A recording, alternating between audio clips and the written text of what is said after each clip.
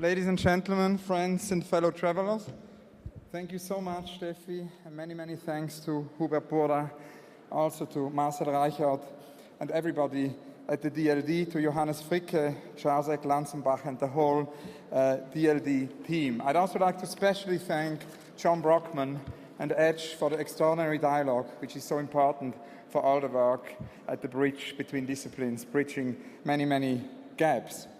Today, we're going to have two panels. It's a panel about solar airplanes, and it's a panel about clouds. Last year, we had maps for the 21st century. As always, DLD is a fantastic laboratory for new ideas. We thought about maps last year as a wonderful possibility to bring together all kinds of disciplines who are working on maps. Maps are such a big topic on the internet. Maps are a very big topic in art. The project then continued after Munich and became a serpentine marathon. So we decided this year again to find topics where the disciplines can meet. The solar airplane panel, which I will introduce first, has as speakers S.Brand, Bertrand Piccard, B.Gross, F.Ottesen, O.Eliasson, and T.Sehgal. I'm incredibly grateful to all of you for participating. The beginning was actually a conversation I had with T.Sehgal and a conversation I had with O.Eliasson. And it was almost like in a morphogenetic field because they both told me about solar airplanes and their very big interest in solar airplanes. I then remembered the extraordinary lecture last year by Bertrand Piccard here at DLD, and I also remembered a wonderful art project from 1968 where the artist Panamarenko in Belgium had actually developed a solar airplane. So we'll have today many different practitioners exploring ideas about this solar airplane. And as in a telephone conversation we had with Bertrand Piccard earlier this week, we discussed it's such a big challenge, this solar airplane, that it will need all the disciplines to contribute. I'm very excited to now introduce our first speaker, S.Brand. We can say, as we could see also in John Brockman's extraordinary panel, everything starts with S.Brand. He is the co-founder of Global Business Network and president of the Long Now Foundation. He created and edited the Whole Earth Catalog.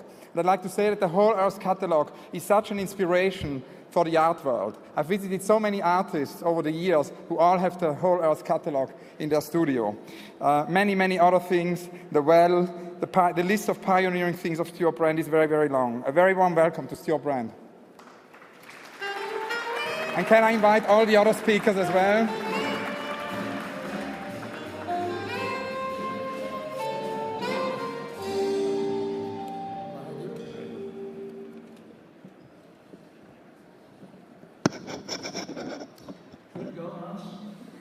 All right.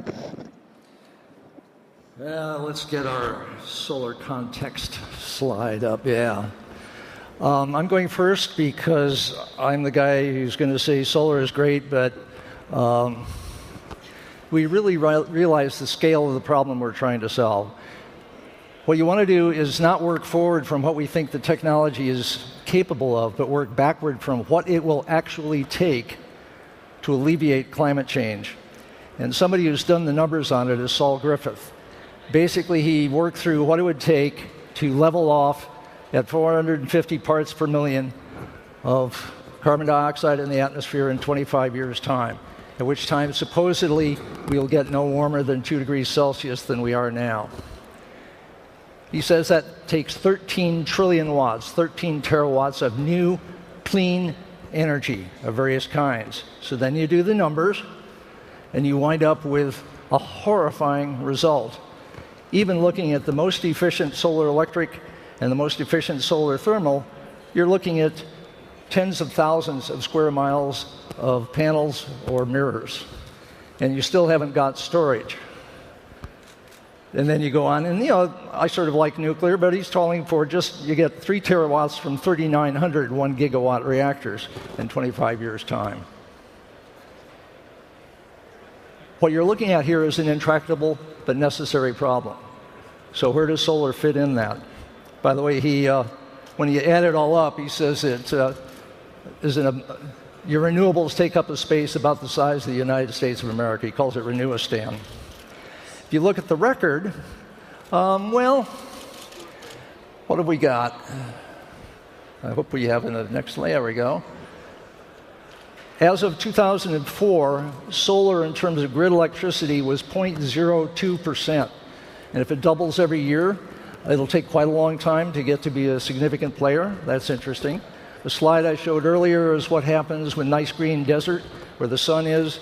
If you bulldoze it flat, just to get 50 square miles for a gigawatt of solar, that's a pretty tough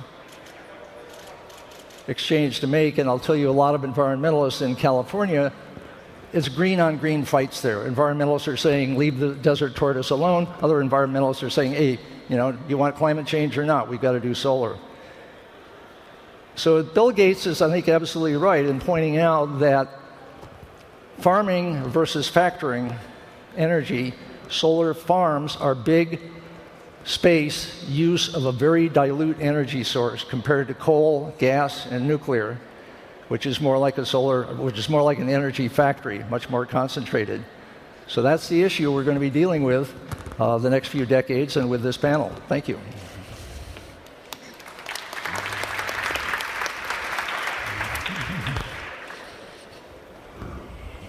Thank you very, very much, S.Brand. I now have the great pleasure to introduce the film of Bertrand Piccard, born in Lausanne and descendant of a dynasty of explorers and scientists. Bertrand Piccard seems predestined to perpetuate one of the great adventures of the 20th century into the 21st century. Psychiatrist, aeronaut, also lecturer, he has pioneered the foundation Wings of Hope, and he has prepared a film for us tonight, which we're going to watch now. A very warm welcome to Bertrand Piccard.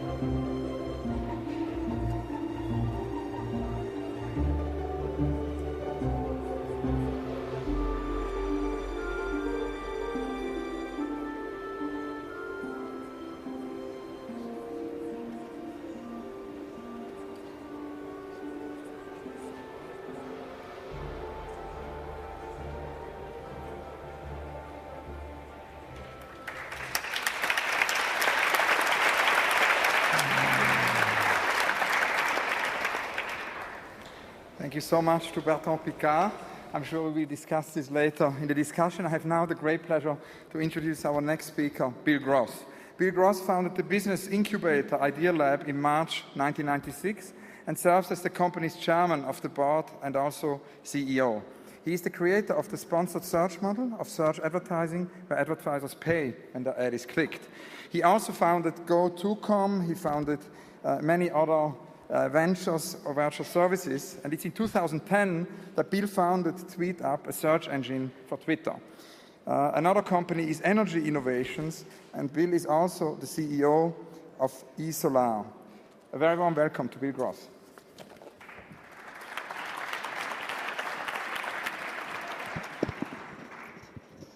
Thank you very much. Even though I'm a very big solar fan, I'd like to open with a provocative statement that solar energy is a novelty. Solar energy is a novelty unless it can actually beat the price of fossil fuels with no subsidies. Today, all the grid-connected solar energy on the planet is subsidized by governments, and that's not sustainable. Here in Germany in particular, and in many European countries, there are very large feed-in tariffs that pay a huge premium for energy generated by the sun compared to fossil fuels. In the United States, we have a 30% tax credit, and all over the world, there are subsidies in place whenever solar is connected to the grid. If solar requires subsidies, it will never be a significant part of our energy mix. There is a way, however, to make solar energy without subsidies. To explain, let me take you back to the first energy crisis. I grew up in Southern California during the first energy crisis during the OPEC oil embargo in 1973. I was 15 years old.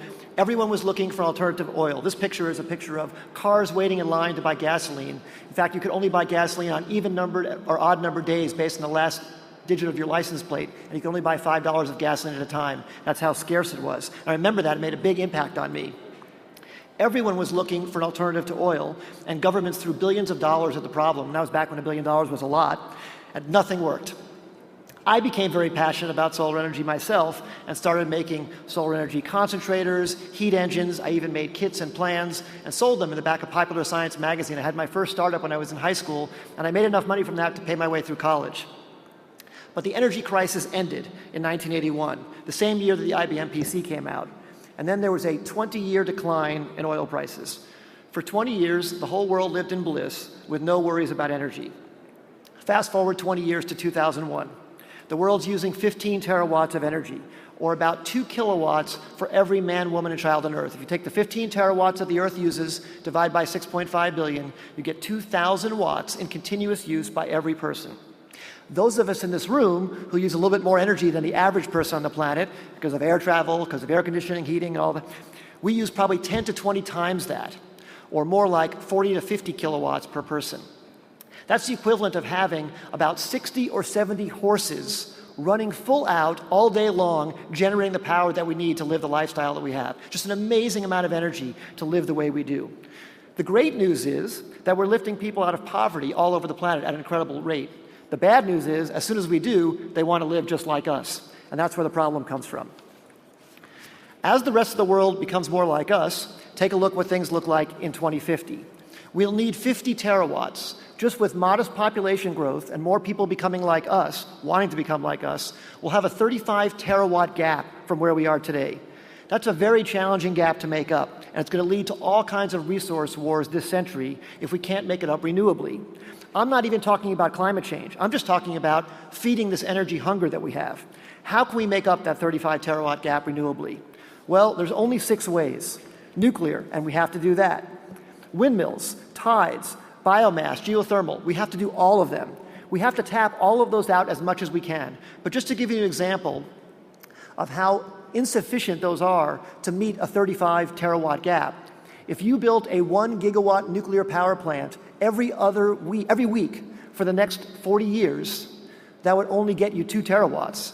And on average, it takes about 7 years to permit a nuclear power plant. It's not going to happen 1 per week for the next 40 years. So we should do it, and we should build one every week if we could, but that's only a small fraction of this 35 terawatt gap. The only thing that has way excess above that 35 terawatt gap is solar. Solar is 15,000 terawatts, not 1 terawatt or 2 terawatts or 3 terawatts, but 15,000 terawatts of solar strike the Earth. So it's 1,000 times more than the whole planet uses right today. The only problem is, and it's a pretty big problem, it's too expensive. The minute it becomes cheaper than fossil fuels, there'll be a huge pull because there'll be profits that are driving the deployment, not subsidies. Subsidies are what limit the rate at which we can deploy this. So how do we do this? Fortunately, there's a new weapon in Solar's arsenal, and it's Moore's Law. We have now had 30 years of Moore's Law doublings since 1981. So we have 6 orders of magnitude more calculations per second per dollar than we did back in 1981. In fact, if you look at what happened to all the commodities and resources on the planet in the last decades, you'll see that basically coal has gone up, oil has gone up, everything has gone up, food has gone up, rice, corn, everything's gone up, and the only thing that's gone down consistently is calculations per dollar. So how do we tap that? That's what we have to harness to actually make the cost of renewable energy affordable. Well, here's one example. At a company called eSolar, it's using Moore's Law to drive down the price of solar energy. This is a picture of a field of 24,000 tracking mirrors, each one computer controlled with a $2 microprocessor in every single mirror for distributed control. Each of these microprocessors would have cost $5,000 in 1981. Today, at $2, it costs pretty much less than the dirt that is on the ground underneath each mirror. The trick here is to use Moore's Law instead of Moore's steel. By fabricating the whole structure in a factory, it can ship folded like an accordion. It can be lighter, it can use less metal, it can be less accurate because computing power is going to make up the difference. It arrives at the field like this. It gets laid on the field like this, gets unfolded. And here you see what the array of mirrors looks like on the ground. Each of these mirrors is about 1 square meter, about the size of a plasma screen, but with a computer in every one of them. It's just that the computer is so cheap as to be negligible. When the software command is given, all 24,000 mirrors dynamically track the sun and point them up to that tower. The sunlight makes such an intense heat up there that it makes superheated steam, which runs a turbine and then provides power into the grid. This plant is in Palmdale, California, and powers thousands of homes. Southern California Edison buys electricity from this and then sells it to residential and commercial customers. Many more of these solar thermal power plants are being built all around the world right now, both in California, but also in India, in China, in Spain, and just last week, one of these was announced for Crete. There's huge potential for this in the entire Mediterranean and in all of Africa. Here is an aerial view of a 16-tower plant. This one, each single tower powers 5,000 homes, and it can be scaled very inexpensively. Most importantly, as Stuart suggested earlier, you can store the energy from this plant. Right now, it's very expensive to store electrons, almost impossible because batteries are so expensive. But it's very inexpensive to store heat. Since this plant makes heat and not electrons, you can store the heat and then make the electrons when you want. So this plant can run 24 hours a day. It can even run on cloudy days from the stored heat from the sunny days. This is the breakthrough that will allow solar energy on demand, solar energy that's around the clock, which really is necessary to basically power all of our planet. Not only can this power all of Europe, it can do it in a relatively small space. This takes about 5 times less area than traditional solar. So all of Europe could be powered by a square 160 kilometers on a side. So 160 kilometers by 160 kilometers in Africa. We have to get the power from there up to here. But 160 kilometers by 160 kilometers would power all of Europe 24 hours a day. So this is really possible as we get the price to beat the price of fossil fuels. I believe this is something we need to close the gap on this decade, and I believe it's completely possible it's a truth we need to embrace and push for. I'd like to close with this quote. We like this quote so much, we have it on the wall inside our building when you first walk in. All truth passes through 3 stages. First, it's ridiculed. Second, it's violently opposed. Third, it's accepted as being self-evident. Here's how I believe this relates to solar energy. In the 1990s, solar was ridiculed. In the last decade, it actually was starting to be opposed. This decade, I believe, will be the one where solar is accepted as being self-evident. I hope that that comes true. I really want to make that true this decade. Thank you very much. You've been a great audience.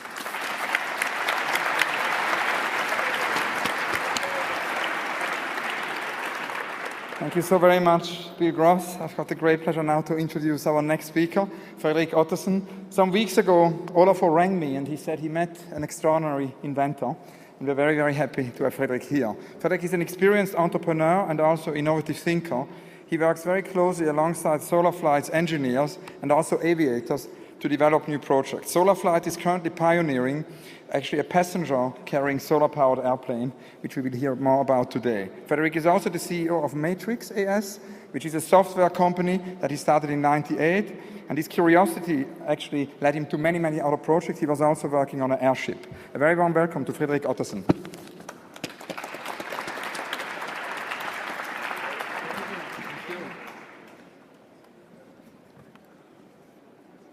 To carry on where Bill left, I think when we started building solar-powered aircrafts, it was considered pretty strange. And I'm here because I want to tell you why I think solar-powered aviation is so relevant. This is also a story about what you can achieve with passion and determination and a little help from your friends. Our mission at Solarflight is to demonstrate that aircraft can be propelled by solar power, but also to develop them into practical vehicles. Oops. Will you go back, please? It doesn't like the other slide. Can we have technical help, please? What? Yes? You get the picture. It was the Sunseeker 2 back in 2009, flying over countrysides of Italy. And the text was, why solar-powered aircraft? And I could argue that we inspire a commitment to a sustainable future by building and flying solar-powered aircraft. You could consider this our contribution to the global value debate, how solar-powered aircraft demonstrate how current technology can be used to solve some of the most vexing dilemmas of our era. However, I'm convinced that we will not see a change in the marketplace before we can produce superior aircraft.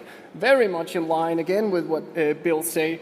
So to answer my question, why solar-powered aircraft, I've decided to give you a little insights in aeronautical engineering so you can judge for yourself. So let me start by comparing the electric motor from a solar-powered aircraft to a combustion engine. The nature of the combustion engine is a series of controlled explosions where the expansion of hot air drives the piston up and down. And this uneven motion of huge torque and no torque and huge torque creates severe vibration. An average combustion engine is only 20 to 30% efficient. Most of the power of the combustion engine goes toward creating heat and vibration. A brushless electric motor, on the other hand, rotates smoothly with no explosions, no pistons, no crankshaft. And as a result of that, an electric motor is about 95% efficient. The vibrations of a combustion engine is so great that the design of the aircraft has to withstand severe jarring, where lighter structures can be utilized for electric aircraft. Light aircraft engines are normally air-cooled and rely largely on large, draggy air inlets, but because of the efficiency of electric motors, they require very little provisions for cooling, and thus a solar-powered aircraft can be designed to be far more aerodynamic. The combustion engine consists of hundreds of moving parts, each of which is critical to the operation. In-flight engine problems account for a significant number of general aviation accidents. A brushless electric motor, by contrast, has one moving part. So I think you get the idea that the electric motor is in many ways superior to any kind of combustion engine within an aircraft. And the next question is, why solar-powered? Well, even with the latest battery technology, the energy density is still far from gasoline. So with the Sunseeker, our latest aircraft, we can fly 30 minutes on a battery power. But with solar, we can fly all day. And it's autonomous. A solar airplane is completely autonomous. It is a small flying power plant. We can fly on direct solar power and even charge the batteries during flight. When operating an aircraft, fuel is the single largest cost. For obvious reasons, solar-powered aircraft has none. And it's also environmental friendly. I don't need to speak too much about that. So let's go to our steps toward commercial success of solar-powered aviation. Solarflight's first record-breaking aircraft was a radically efficient airplane built primarily of carbon fiber and powered by solar cells. And this shows the history. During August of 1990, that's 21 years ago, Eric Raymond completed the first solar-powered flight across the United States. And in 2006, the Sunseeker 2 was completed. The new aircraft featured a redesigned wing with more area for solar panels, a more powerful motor, new lithium polymer batteries, and a redesigned electrical system. And the Sunseeker 2 became the highest performing solar-powered aircraft ever built. During our European tour in 2009, the Sunseeker 2 navigated over Europe's most challenging terrain. Eric Raymond completed the first crossing of the Alps made by a solar airplane. Also 2009, the Sunseeker 2 was awarded a gold medal at the World Air Games. But more importantly, the Sunseeker has logged by far more flight hours than any other solar-powered aircraft. This is the only solar-powered aircraft that have been tested and proven continuously in real-life operations. So with a harsh dose of reality, we have set out to achieve the next milestone in solar-powered aviation, the Sunseeker Duo, the world's first passenger-carrying solar-powered airplane. But why is a two-seater a natural next step in the evolution of solar-powered aviation? Because for us, it's the next step up to go to 4 and beyond. At Solar Flight, we take one step at a time. Because it's practical. 2 people can split the workloads between navigation, piloting, communication, and it also allows for resting on long flights.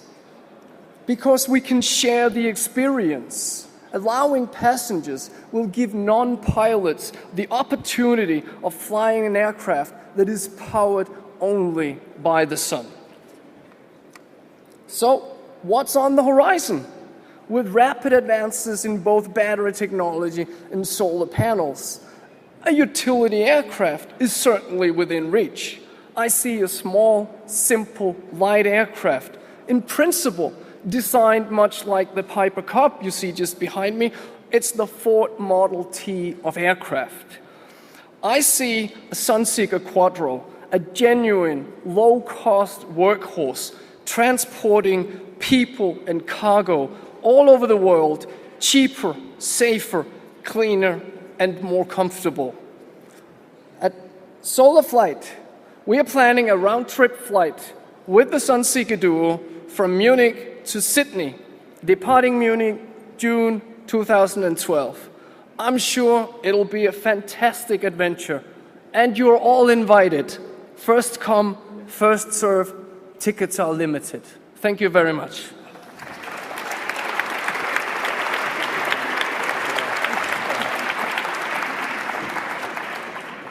Thank you so much, F.Ottesen. I've got the great pleasure now to introduce our next speaker and to welcome O.Eliasson back to DLD for his second DLD. Olafur studied at the Royal Danish Academy of Fine Arts. He represented Denmark at the 50th Venice Biennale in 2003, did the weather project at Tate Modern.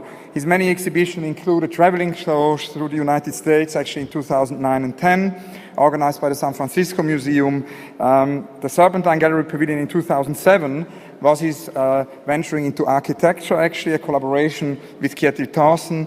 He did the New York City waterfalls, commissioned by the Public Art Fund in 2008. And very important here for the DLD, as a transdisciplinary gathering of knowledge, Olafur founded a new school, the Institute für Raumexperimente, the Institute for Spatial Experiments, in 2009, as part of his professorship at the University of Arts in Berlin. A very warm welcome to Olafur O.Eliasson.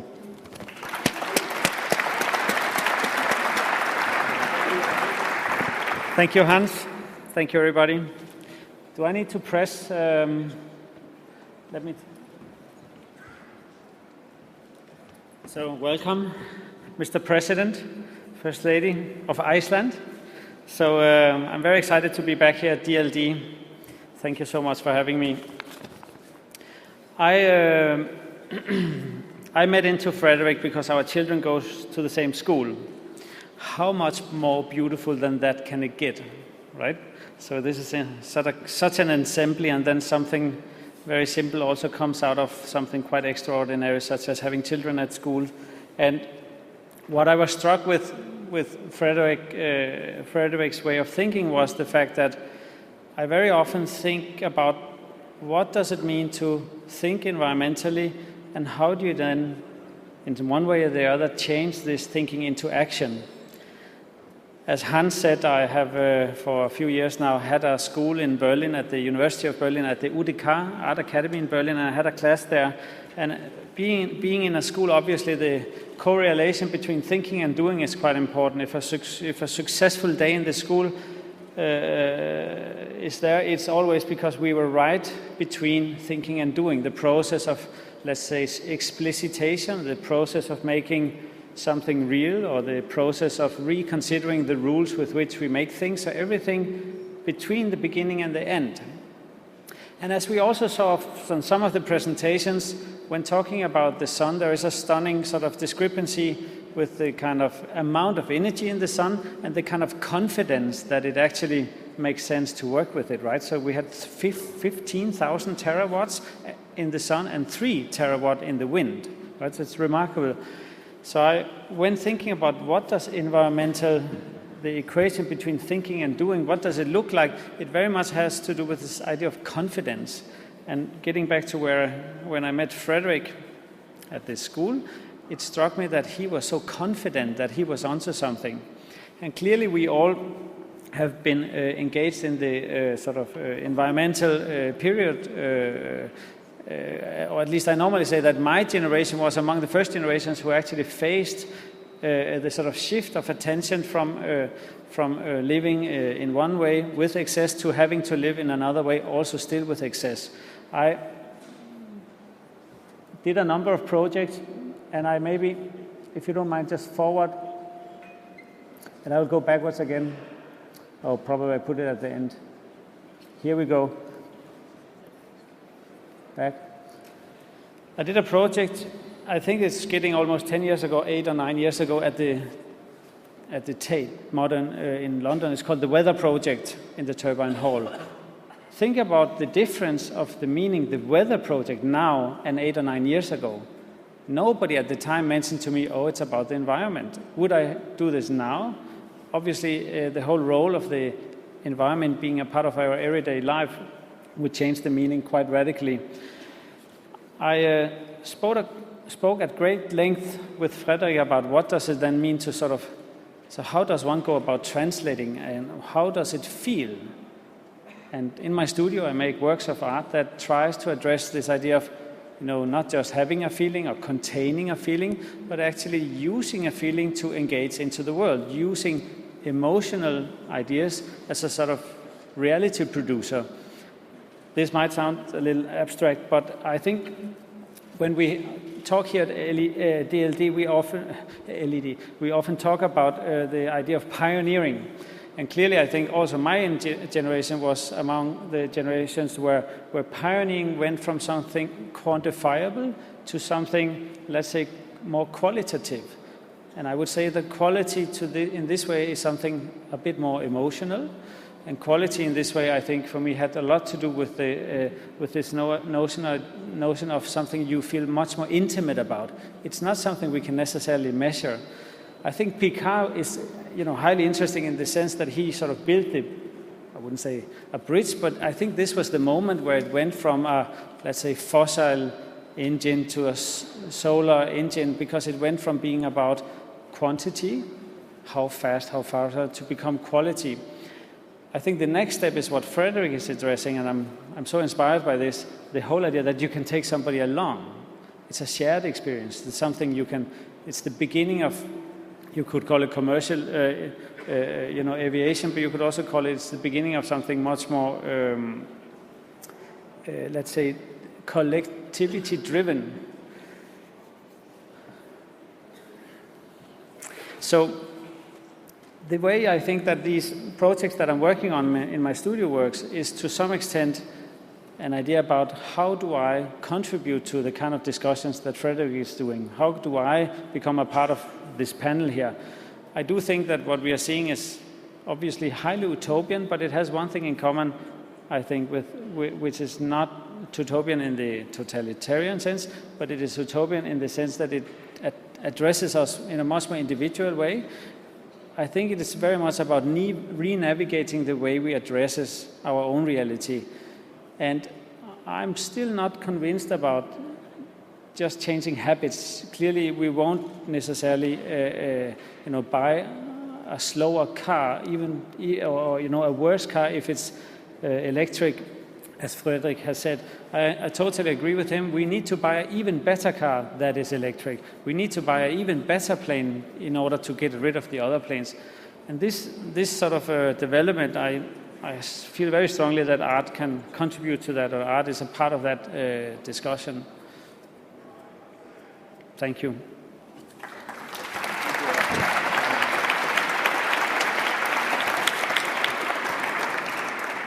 Thank you so much, Olafur. As said initially, this panel is really the outcome of conversations with Olafur and Tino, and I now have the great pleasure to introduce T.Sehgal. Tino studied dance and political economy. His works are life situations that can be encountered during the entire opening hours of galleries and museums. These constructed situations can develop differently depending on the compartment of the visitor, thereby integrating an element of participation into the work's own structure. There are no filmic or photographic recordings of these works. In 2005, Tino represented Germany at the German Pavilion in Venice, and in 2010 he had a monographic exhibition at the Guggenheim Museum in New York. Tino, I know you would love to be one of the first consumers of solar flights, and we'll talk about this. A very warm welcome to T.Sehgal.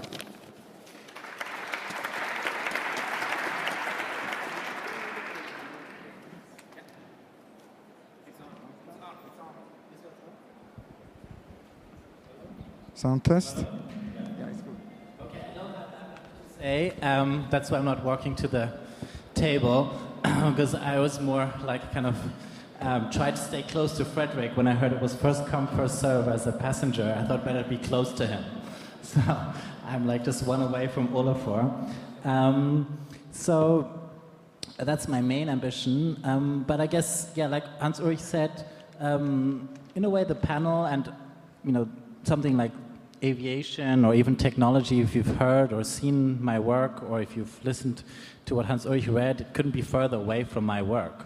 I mean, I have no expertise concerning technology. I'm somebody who's exactly interested in what Olafur just kind of slightly criticized, is the idea of like we can change habits, and one way of using it, which one word I always thought was a good word from Michel Foucault, was technologies of the self, exactly because it made the same kind of, use the same word. There's technologies and there's technologies of the self. So I guess that's something that I've involved more. But speaking with Hans-Ulrich, he asked me to write a foreword on what he does, and I couldn't say no, as it's him. And over the last years, he's been having this kind of shtick where he says it's urgent. And towards the end of my foreword, I thought, what is actually urgent? If I think about Hans-Ulrich's life, it's that he's flying around the whole world. He's like the prototypical global class person. And as we all know, that's a lot of carbon. I mean, I didn't go to the length of calculating it because probably it would have been really scary. So I thought, no, Hans-Ulrich, what's really urgent is that we get in touch with solar plane people. So, and to say it in a more general level, I guess that what struck me is like also, like Olaf was saying, our generation, even on a technology conference like this, just the percentage of time which somehow the climate change issue is spoken about, I would say is like bordering on 50%. I mean, at least what I've seen in the last few hours and yesterday evening at your speech. And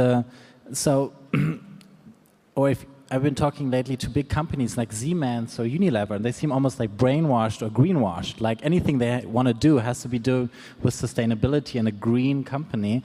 But so on the one hand, we've advanced, at least in our ambitions and our endeavors in this whole green project. But on the other hand, all of us, especially in this room, we're part of a kind of emerging, globalized, traveling class, or whatever you want to call it, global class, globalized life, and there's not even a beginning, really, in terms of initiative, like how can global travel be sustainable? That seems just like to be a blind spot. So I thought, okay, well, why don't we try to meet those people like Frederick or Bertrand Piccard who are kind of working on it and see if somebody else is interested in these kind of endeavors, which, as I understand, are not that utopian. I mean, you are doing it. You've been flying since 21 years. And, as I said, I'm trying to hop onto that plane. Because I think one of the biggest joys in life, I mean, this is for me personally, has always been, because it's challenging to kind of narrow the gap between saying and doing. And that's always been my kind of game with myself. How far can I narrow this gap between what I say and what I believe in and what I do? And in that sense, even if I'm a kind of untechnological kind of guy in terms of the material sense of it, I'm eager to get into that plane.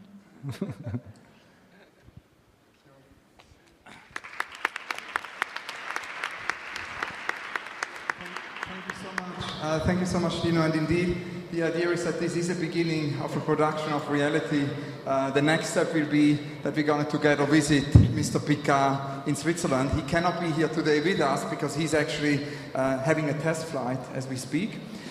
What is interesting, I think, is what he said when we spoke actually on Skype last week. He said that he has always been unbelievably looking for this dialogue with artists, which he thinks will really be important for this project. We have now 10 minutes to discuss. I wanted to maybe have one question, then also see if there are questions from the floor or questions from our speakers. I was just interested in one thing we discussed before over coffee with Frederick, which was actually this paradox somehow that, as Tino says, it seems to work and there are these concrete examples, but for the moment it's very slow, which seems to be the paradox. So I was wondering how this in the future will be addressed and if it will maybe lead to a new slowness or if there is a potential of faster solar flights. I definitely think there's a potential, and the only thing holding the entire industry back is battery technology. Everybody that works in aeronautics know that electric motors are better. Everybody knows that we can make lighter aircraft. Everybody knows that we can make aircraft with less drag. But at this point in technology, we cannot store the electricity. So the energy density of batteries is really what's holding us back. And when I come here today, rather than 5 years ago, it's because I'm a realistic guy. As I said, I take one step at a time, and we work together with IBM. IBM is probably the most influential company in the world. And they are, as we speak, developing very, very interesting technology. They are the only ones on a practical scale trying to produce what's called, maybe it doesn't matter about the technology, but they're trying to build batteries with the energy density of gasoline. And if they succeed that at a reasonable price, that'll be a game changer for everything automotive. It'll be cars, trains, trucks. We get to a point where we'd see electric helicopters. just to give you an idea. Anybody else wants to try it? Hello? This one works. Well, one thing that's interesting that you said about this panel was inspired by all the traveling you did around the world. And of course, I came here from California, so I flew a long distance to get here. And I like traveling with my family and kids to go interesting places around the world. And you asked the question, well, what right do we have to just lift our bodies in these expensive objects and place them anywhere on the planet as often as we like? Our right is if we can afford to do it, we do it. And yet the reason we can afford to do it is we're burning something up that is irreplaceable to do that. So to the extent that we could find a way to do those things we'd like to do, if we can afford it, but we do it because with something that's renewable that we can replace, like an electric plane. If we make those electrons from the sun, then those are not going to be used up from someone else taking advantage of them in the future generation. So the idea of taking all the things that we love to do and finding a way to do them without burning stuff is pretty powerful. I think I have, I'm a tech geek, I'm sorry guys, but I think I'll just enlighten you a little more. You might not be aware that probably the most efficient machine that we have compared weight to power is the jet engine. The jet engine is phenomenal weight to power. But if we look at the jet engine power to energy waste, it is also a terrible machine. So from that perspective, a turboprop propeller machine is a factor of 10 times better than a jet. And an electric airplane is then uncomparable to that. Great. Are there more comments from the speakers, or do we open it to the floor? I love the idea of using the mineral desert of North Africa, because the green desert of Southern California, that's green on green fighting there. But what's also interesting, if North Africa is powering Europe, it's probably also powering Africa. And that's pretty interesting in itself. And so one wants to start looking at the mineral deserts of the world, if this really scales the way you hope it does. But what's also implied in that is a degree of international serious collaboration, cooperation, and non-conflict that is actually what's probably called for by the climate change issue. The weird thing about the climate change issue is it is a global problem caused by absolutely everybody on Earth that can only be solved as a global solution, which is why geoengineering looks sort of interesting. Oh, we'll just fix the planet. Well, just a damn minute, So the level of international global knowledge, awareness, shared sense of alarm, shared sense of some paths that we can pursue, and then a shared sense of agreements that have to go forward in order to make these actual solutions work is pretty damned interesting. Yeah, what you brought up about the sense of collectivity or sort of global, you could also refer to it as a sort of interdependence or sort of interconnectivity.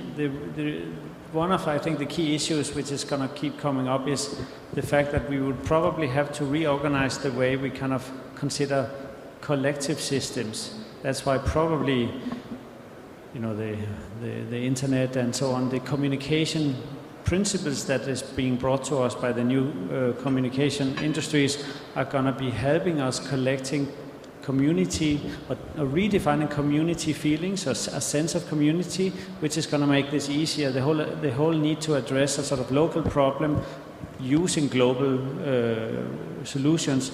The fact that we would probably have to, use the communication technology to decentralize the traditional distribution of power. How we want to, just like the airplane, we want to make every house into its own power station. We want to make every car into its own power station. We don't want a big power station in the sense of the country feeding everything else, because clearly some is being fed a lot, and a lot of people is being fed very little in this way. So this idea of interdependence, I think, also is interestingly, again, a way of gaining some confidence in something. So it's again an issue about how do we see ourselves acting together? Does acting together mean that we lose our singular position? And how do we navigate this idea of, we are going to have to deal with something which is not totally singular. And as we know, the Western world in particular has been obsessed with egocentrism. We have had a financial crisis partly because of that. Egocentrism and fear. And in that sense, there is sort of a, I think, friction or resistance, or there is a sense of, skepticism because I might lose something. I might not have the excess that I have. I am not ready to embrace the unpredictable, right? To embrace the unpredictable, I would need to have more self-confidence. The society in which we live does not support this notion of self-confidence because it is not, very often at least, not very profitable. Because if you're self-confident, you might reconsider how you consume, and blah, blah, blah, right? So here we go. So anyway, so I think the question about the solar power, the question about energy distribution and the decentralization of it, the fact that somebody in Africa, as you brought up, is also going to need light, right? So it takes a little while before we also think, well, clearly they also could use some of it, right? So that reorganization of a sort of system is, I think, something which is very much inside of this whole, let's say, still very much sort of pioneering oriented. And this is why having this extra person on board, you see that suddenly it makes quite a difference, that it becomes about reality, which is why I'm so excited that you see it the same way. Yeah, I think that maybe, I don't know, if before we open up, I think one interesting thing about, let's say, between technology and technologies of the self is that something that Frederick said earlier, but you didn't say in your lecture, which I found quite astonishing from a tech guy, that you say you want to build a plane which is which can be used, which is different, one has to say is different to the Picard thing, and you want to also, it will go for, you want to fly for 4 or 5 hours, and then you want to stop. Yeah, so that, because it's more, and this one I found interesting, which is a kind of like fast slowness or slow fastness, in the sense that it's not about this kind of 20th century idea of like I have to get there as fast as possible, but maybe I can do something on the way, or maybe I can experience something on the way. So that inbuilt into your project is somehow the idea that you fly for 4 or 5 hours. I don't know how far that gets you. I mean, I guess quite far, and then you stop in a certain place. Maybe you can say one last thing about that, because I found that was quite interesting from a tech guy. I think, Tino, that you interpret it slightly different than a lot of other people would do. When we build utility aircraft, like the yellow one I showed, and I also said that we were going to fly to Sydney, you thought that we would, on a regular basis, sell tickets from Munich to Sydney, flying 5 hours at a time and relaxing and having coffee, different places. Now, I don't think that's a very commercial success. I think that kind of aircraft is used in the field, where everybody now uses aircraft anyway. So we're talking farmers, veterinarians, engineers, health workers, all across the globe. As soon as we get just slightly out of Europe, a small light aircraft becomes a regular vehicle for real life work. And so flying 3 to 4 hours is not a slow way of flying. It's a lot faster and a lot more comfortable than sitting in a Land Rover for 10 hours. Great, thank you. Thank you also very much. We are, I'm told, running out of time. However, our speakers are here, so if you have urgent questions, you can address them to them individually. And I now would like to have an applause for our speakers and invite you to our next panel. Thank you very much.